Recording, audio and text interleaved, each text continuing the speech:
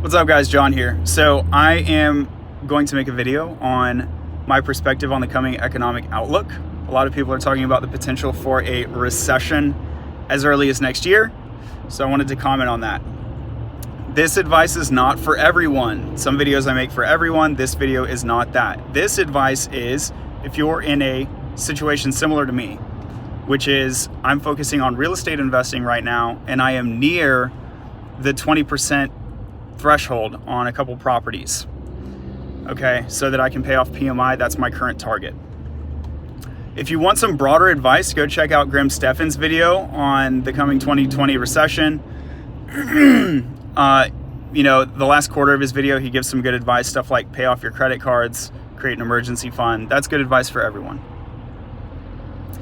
Okay, so my perspective is that there's not going to be a recession next year in 2020. I think it's highly unlikely. 2 years, maybe. 3 years, plausible. 3 to 5 years, I almost dare say likely, but I'd want to crunch numbers.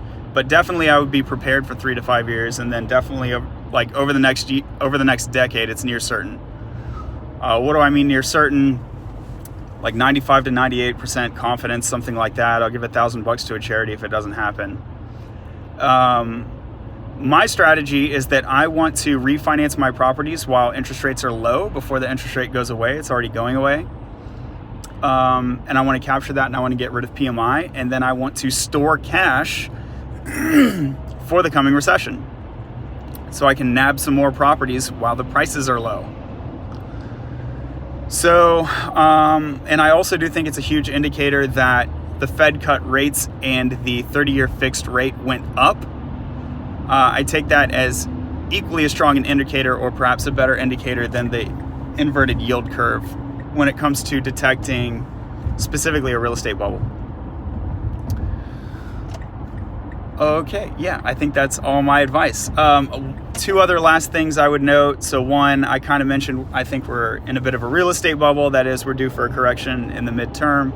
I also think we're in an education bubble, and I also think we are in a tech bubble. I think we're seeing a lot of tech companies IPO with overvaluation. So talking about the three bubbles, that's another talking point I've been telling people lately. And then the last thing I'd mention is that I pulled my money out of crypto recently. So, you know, the news that the Chinese government relaxed some regulations on cryptocurrency exchange. That's great news, super positive news. I pulled my money out before that. I think even if that's positive news, depending on Chinese economic policy for your investment strategy is a risky strategy. And it wouldn't surprise me if that gets, you know, taken away next year. So I'm preferring real estate, and I'm not even playing with stocks or bonds actually. So that highlight as well. I pulled out of crypto, switch over to real estate. That is my update. Thanks for watching.